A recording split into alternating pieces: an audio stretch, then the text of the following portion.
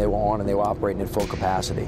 You know that they are engineered to deal with 1 inch of water an hour. It's pretty amazing in the sense that it can do 1 inch of rain the first hour and half an inch of rain every hour after that. I haven't seen any evidence of that, and I'm questioning everything now. So how much rain can the pumps really handle? Just like the turbines, some of them are over 100 years old. Since Katrina, the Sewage and Water Board has paid consulting firm Black & Veatch more than $1 million to give the board a report on operations. Every year, those Black & Veatch reports have said 10 to 15 out of 120 pumps are down for maintenance.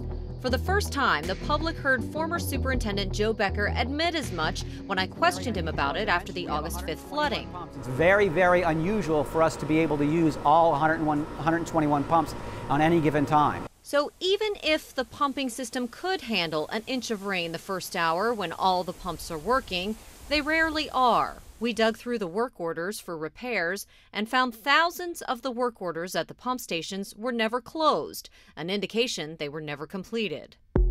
Those repairs range from small things, like broken locks on the front door of the city's largest pump station, number 6. The locks were reported broken in March of 2015, and again 5 months later. But more significant are the repairs to the pumps themselves, some of which get backlogged. Tell them where you work again, Tim. Drainage pumping station number 7. For the most part, we do our jobs on a daily basis.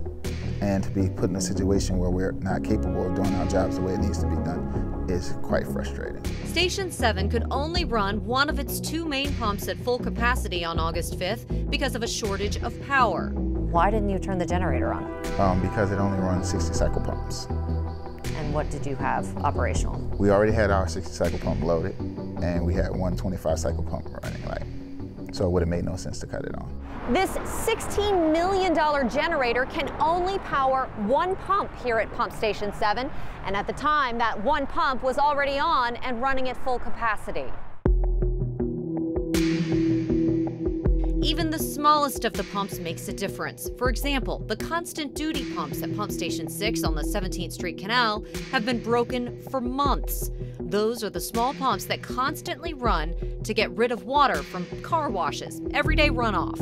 Now, why does it make a difference if those constant duty pumps are working or not?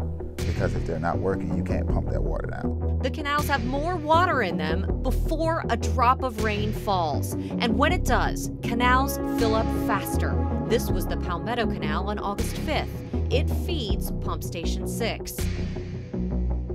Has anyone ever measured the actual output of the pumps? Well, Veolia is in the process of actually doing that now. They were at my pumping station a couple weeks ago when it rained to actually go ahead and measure.